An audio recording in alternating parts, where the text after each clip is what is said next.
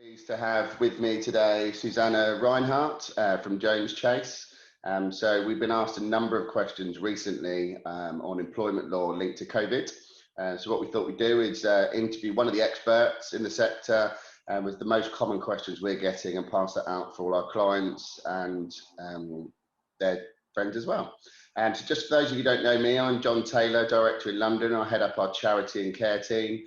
So although I head up charity and care, this session is very much across all sectors. There's a couple of specific care questions for our care clients. However, everything else is very much across all sectors. So just to introduce Susanna. So Susanna has been an employment law specialist for over 20 years, is a deputy chair governor in a school, and is working in a variety of sectors from school, charities and small, medium and large businesses. So very well placed to give her expertise today. So thank you, Susanna, for coming along today. Thank you for inviting me.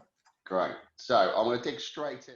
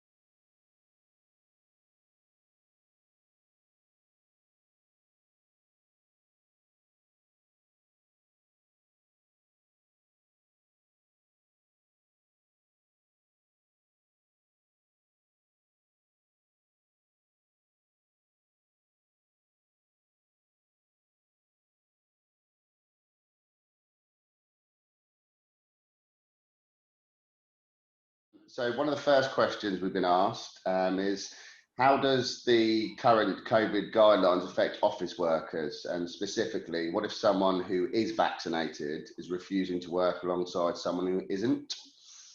So how are they breaching their contract? What sort of things are doable and not doable? I suppose your expertise would be appreciated.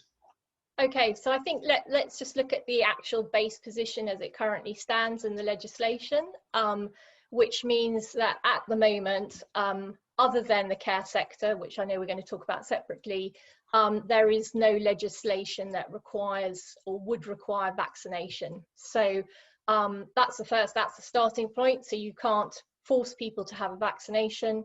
And employees actually have a right to refuse medical treatment. So the law requires that an adult who is mentally and physically capable of exercising a choice, they must consent to any medical treatment. So again, an employee can refuse. So if we look at a situation where an employee who's not been vaccinated and who's not willing to work with somebody who's refusing to, someone who's been vaccinated doesn't want to work with someone who hasn't been vaccinated.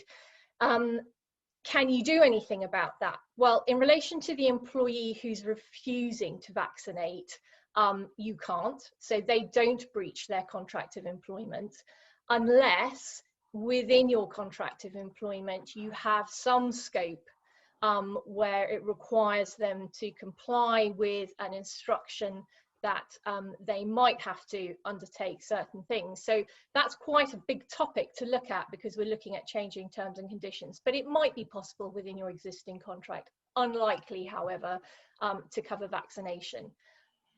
The employee who's been vaccinated and refusing, they may well be in breach of their contract of employment. They may certainly breach an instruction by the company to undertake the work. And they also have a duty to cooperate. So someone who is blatantly refusing to work with someone or alongside someone who's not been vaccinated could end up being disciplined. What we're advising clients who might be facing this particular situation, certainly coming into the end of July when more people will be coming back into work, is that really you want to be looking at ways in which you can sort of facilitate arrangements for them to work. So perhaps if that person strongly has a view, see if you can relocate them to a different part of the business or the workspace. So we're looking at, I think companies at this stage need to be reasonable, but certainly there is scope for disciplinary action. Right, okay, excellent. I think that's one that we've been asked many, many times, and it will continue to come up over coming weeks and months. Yeah, I mean, if you want me to talk a little bit more about this whole whether or not employers can mandate their staff to because I think that is the real question, isn't it? Can we or can't we? Can we have a policy whereby if we want everybody to come back into the workplace, we're going to make it mandatory that they have a vaccination? And I guess the guide, there isn't anything that's specific, other than we know that you can't force them to be vaccinated, but there isn't anything that prevents you from encouraging that process. So I guess at its lowest, you could start a messaging that you want to, you would be encouraging your staff to get vaccinated and getting messaging out along that lines. And then you would need to look specifically at what you're doing, what your business does, and really whether the risk within the business and within the workplace for transmission of the virus would be very high or create great risk. And if there is, you may well be able to legitimize that it would be right for you to have mandatory vaccination. To get to that point, it's quite a long process for you as an employer. So if you're wanting to do that, you need to start thinking about it now, because you really are going to have to look at, because effectively you have to objectively justify why you're going to do this, because you need to limit exposure to things like indirect discrimination. You would definitely need to obviously factor in exempting people who had medical reasons, potentially religious or philosophical belief reasons for not wanting to vaccinate. So it's not a complete no, you can't do it, but it's a do it with a high degree of analysis, risk assessment, and making sure that you have appropriately worded policy. And that you can objectively justify it. So that the threshold is high, but it's not impossible. Yeah, which is why obviously we've seen in the care space that's been enforced there. Yeah, so at the moment, the only sector that would be allowed to have this is going to be the care home sector. And I think they're suggesting that will be from October 2021, aren't they? Yeah. Great, excellent, thank you. So the next question is a bit more specific. We've got a number of special school clients. There's been a speculative, as we would call it, union letter going out to members, which is basically, I think the main point of it is saying that vaccines and PPE, etc., should be voluntary of staff, and you shouldn't be coercing staff to use those or take vaccines. Just wondered what your opinion on unions like that perhaps aren't recognised by members of NAS, for example, or other sort of similar organisations that are getting similar trade union letters. What your thoughts are? Yeah, so that's been my experience too. I think a lot of the schools, the union who some recognise the unions. They might be only recognising specific unions though, but they are getting a lot of interaction with the unions around the whole pandemic, and particularly COVID safe, and you know, the interaction between students and pupils, and what schools are requiring them to do to ensure that they have a COVID safe environment. My advice to any client is that unless you recognise the union who sent you that letter, there is no obligation on you to respond. And some of the information they're asking for, to be perfectly frank, is completely unacceptable. So that is my advice. I think, again, you know, what they're trying to do is they are trying to fight for their members. They're trying to make sure that the workspace is safe, and there has been a big pushback from the unions within the school sector. It's sort of like the area they're all buzzing around. But my experience is that the schools have taken this so seriously. And certainly I'm incredibly proud of my school in the entire process. You know, we have been very, very lucky. So I think, you know, everybody's worked together, and I think the schools are doing what they need to do. They're getting a lot of guidance on it as well. Yeah, agreed. That's definitely our view as well. From we tend to have more in the special school space, but they're very similar. So the next question we have is the employer liable if an employee catches COVID from an unvaccinated employee? So I suppose that tips over into employer's liability, but just wondered what your opinion was on the sort of more employer side of things there. Well, I suspect that if an employer hasn't made it clear to employees that if they're not feeling well, so I think there's a baseline here that employers need to be broaching. I mean, I think you should be suggesting to employees, and most people have sort of COVID safe return to work processes starting to be put into place. And what I'm seeing is that the first thing is, if you're not check that how you're feeling in the morning, you're coming into work, and if you're not feeling well, don't come into work, and perhaps work from home.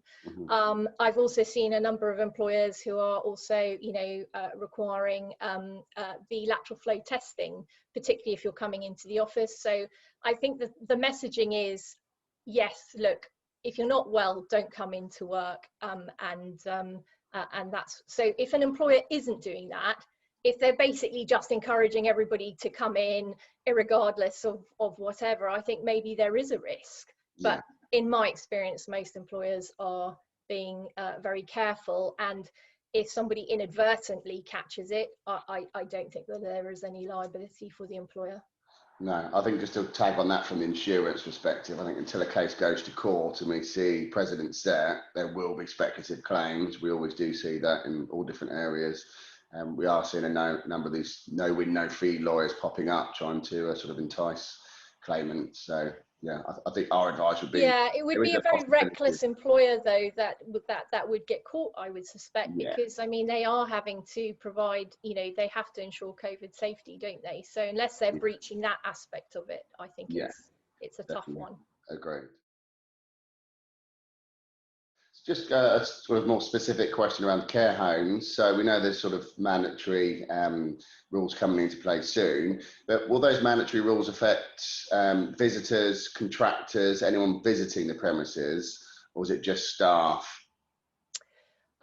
So my understanding, and I'm sure you've read this as well, but my understanding of what's being recommended is that it will be anybody who is involved in the nursing and personal care in the homes. So they will need to be double vaccinated, as will any professionals coming into the premises. So that would include, for example, you know, healthcare workers, if you CQC inspectors, if you had hairdressing or any kind of beauty facilities that you were offering within the care home, all those individuals need to be double vaccinated. The exemptions are under 18s, family visitors, emergency, so you know, the ambulance service, and also classed as urgent maintenance. So if you had, for example, the boiler packed up, you could get somebody in straight away. So I think apart from those four sort of exemptions, everybody else has to be vaccinated, double vaccinated. Yeah, excellent, very clear, thank you. The next question is, can employers force employees to confirm their vaccination status? So this is a tricky area because we're moving into data protection, which is not one of my most favorite areas at all, but I don't suspect for anybody. But I mean, so vaccination status, that information is classed as personal sensitive data. And as most of you will know, that requires additional consent and additional information. So if you as an organization, it doesn't mean that, again, that you can't request this information, and I can certainly see why an employer would want to. So it's about having the legitimate aim and why are you doing it. I think the legitimate aim is to manage, you know, as part of you managing your health and safety and COVID safe requirements. It would be of use as for an organization to know how many members of staff had been vaccinated. But if you're just doing it, so for that purpose, I think that's legitimate, and therefore already we've had guidance from the ICO that said that would be acceptable, provided you've given your employees the information and you've told them how you're going to hold that data and what you're going to use it, and you're not going to hold it for very long. If, however, you are proposing to ask that or want that information just because you want to monitor your employees, that's probably not going to be permitted. So, so you think about what and why you want that information.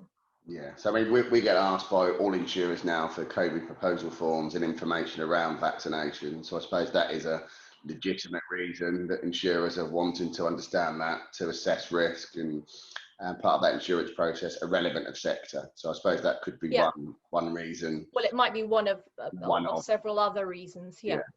The important thing with this is, one, that you're telling the employees about it, why you're doing it, what you're doing with it, etc. That you're doing that risk assessment thing that you need to do, and you're ideally you're getting their consent. Do you think there's going to be, or is there any rumours around that changing in the private sector? So with those rules in the care sector, are they likely to come across to the private sector? Or is anything going to be impacted by those changes at all? So I think the government have been quite clear, haven't they, in relation to saying that they are not going to enter into any, well, they will enter into further consultation regarding the NHS workers and domiciliary carers, but that is in terms of making it mandatory for them to be double vaccinated, but that they're not going to go into any other areas.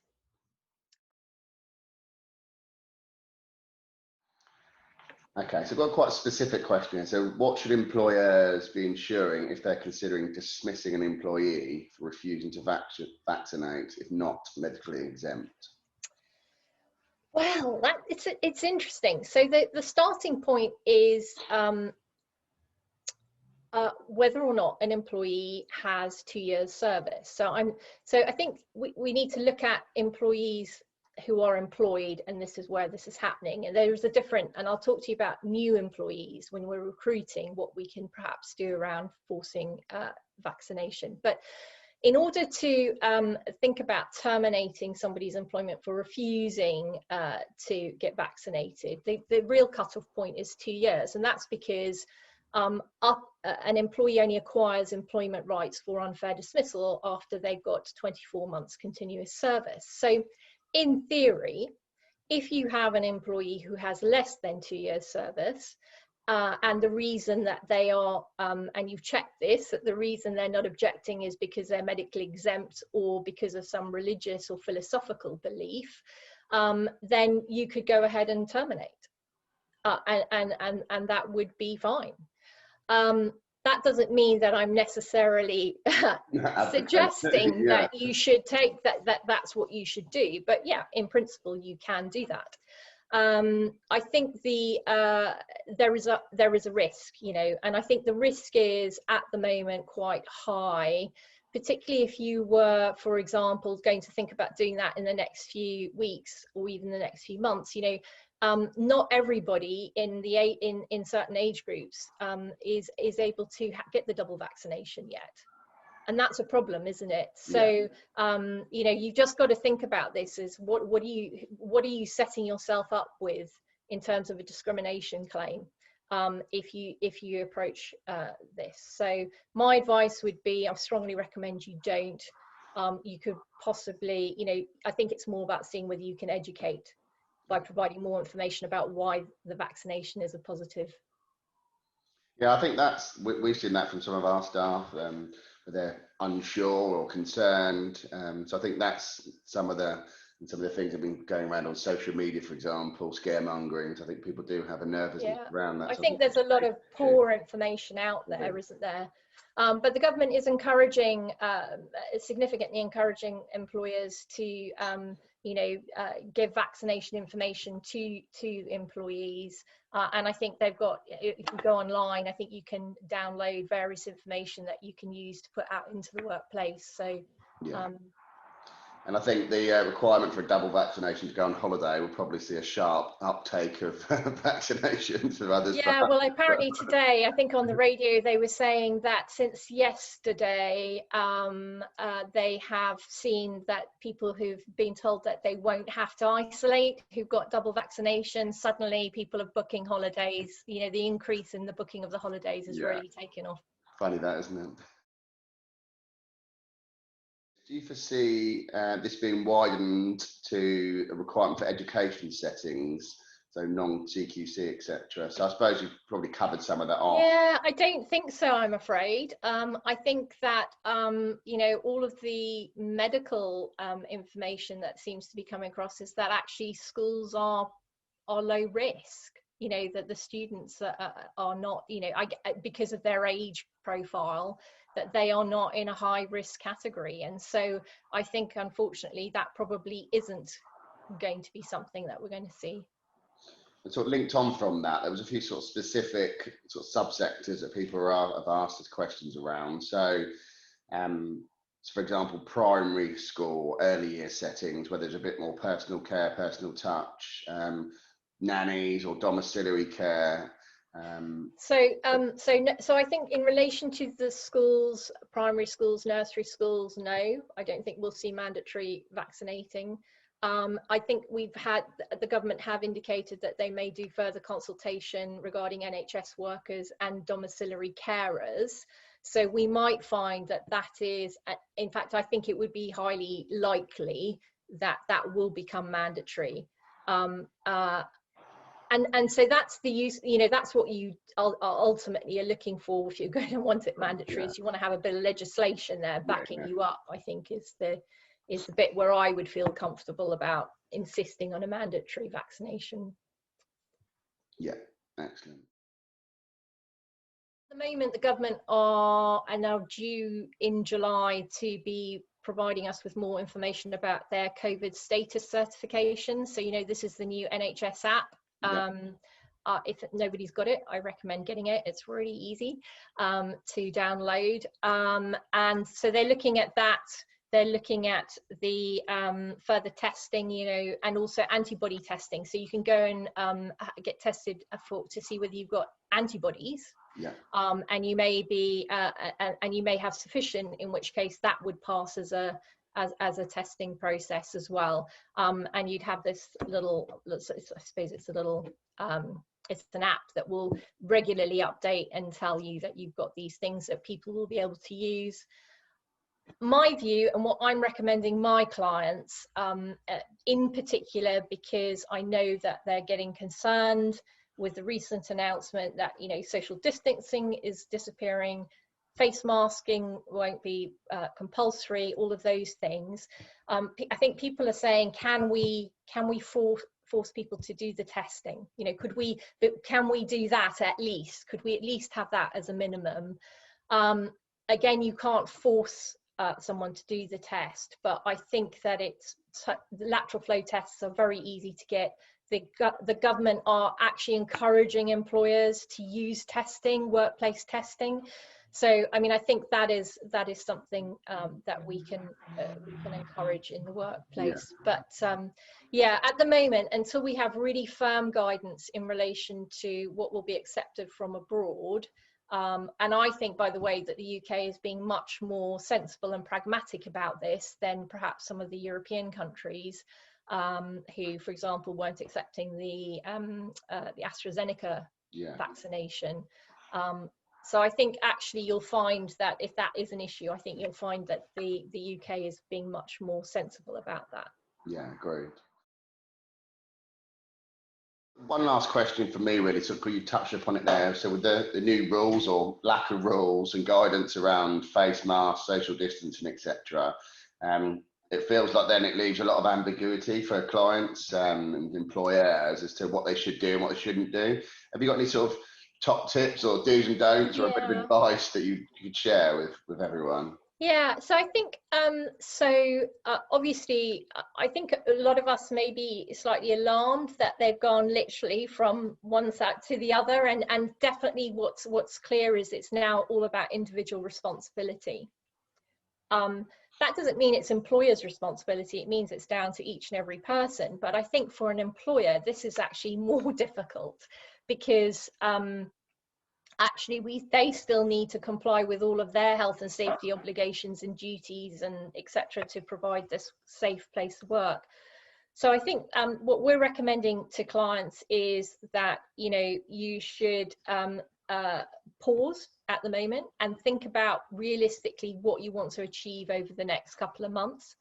So you may not immediately think about asking staff to return straight back into the office and have everybody. You may want to introduce that in a phased basis, and we're seeing some clients having weeks on, weeks off, and various other arrangements. You can, whilst you can't force people to wear face masks in the workplace, you could certainly, and so one of the things we are actually advising clients is to do a new survey to their staff, asking them what they would like in the workplace to feel safe working.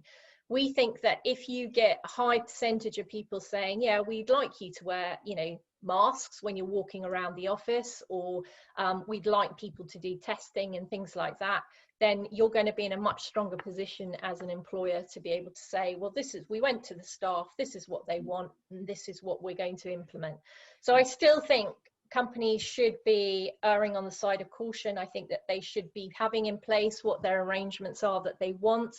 You know, sanitizing, all of that, hand washing, all of those things still need to be in place and still need to be encouraged, and that should be the messaging that employers are giving. Yeah, I concur with that. I think engagement is key. So for example, at Innovation, we had a meeting just for our smaller London office, and we asked everyone, what do they want to do? Do you want to come back in the office? Do you not? And we sort of agreed a plan between all of us in a meeting, so everyone felt engaged, they felt comfortable, they knew what they couldn't do, and it's worked well. And then as things change, we sort of reconvened and chatted about it further. So we do lateral flow testing before we come in, for example. Yeah. We minimise the number of people in the office, etc., to try and make it as safe as possible. But yeah, we're seeing most people actually want to come back to work now and want to. Yeah, and I think most people do. I think everybody's fed up, you know, of being on their own, and it's quite nice to actually brainstorm live and see your colleagues. So. With the pubs being open as well, I think that's had a positive effect. Yeah, no, I agree. I think it's positive that we're moving into a slightly more open, getting back to normal. But I think getting back to normal will be different. I think there's a lot of speculation that normal will be different, or it will, you know, really different, or it will go back to how it used to be after a few months. But I think that hybrid working arrangement is probably here to stay. Yeah, agreed. Great. Well, that's all the questions we had. If anyone else has got any more specific questions, are you happy for us to share your contact details with the guys to reach out directly? Yeah, no, delighted for you to do that. We'll share those on the website for everyone, and you can follow up directly with us, or we can put you straight in touch with Susanna. But thank you very much for your time today, Susanna. Much appreciated. Thank you for having me.